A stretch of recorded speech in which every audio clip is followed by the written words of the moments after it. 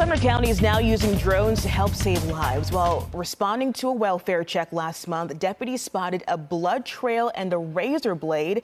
The evidence led to a large cornfield, but the corn crop was too dense for anyone to see. This is some of the footage from their drone. Quick on their feet, first responders launched the drone, and within minutes, they were able to find their guy. So Ken Widener and Mickey Summers are here now with Sumner County EMA. Talk more about some of the ways that they're using these drones to save lives. Thank you for being here, gentlemen. We appreciate it. And we have a drone here. This is one of the many that y'all have, right, Ken? We've got 7. Okay, so tell me a little bit of the history. When did y'all decide to incorporate drones into your search and rescue efforts, and why? So we've managed search operations for years, and typically we use what we call items that we have in our toolbox. Okay. So in that toolbox are search personnel, K9, helicopters, airplanes, neighborhood, people in the neighborhood, social media, and with the advent of drones, we've incorporated that because we work a lot on probability of detection. Okay. We utilize books that give us percentages on what people do, what Alzheimer's or children or people in a certain age group do. And we do different types of searches, hasty searches, and a lot of people see a grid search, and a grid search is the slowest.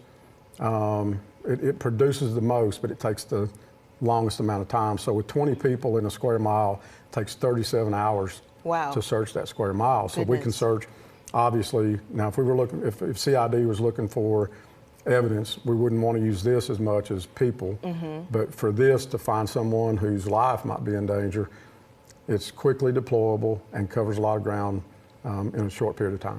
What's it been like, Mickey, since y'all have been using the drones? Any examples of cases where it's really come in vital, like the case we shared earlier?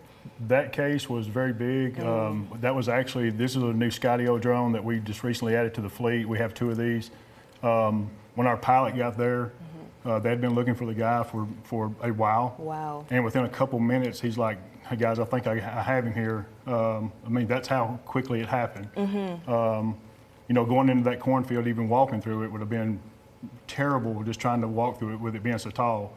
Wow. It's a force multiplier for sure. We utilize THP along with TBI as well, but we can actually put these in the air and hopefully get started in case we need the bigger resources, such as a helicopter and airplane.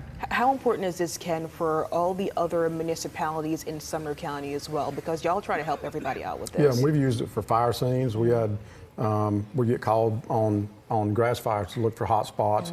We've been called on commercial fires to look on the roof of buildings. So there's a lot of applications here, and the thing about drones is you can't just go out and fly them over people.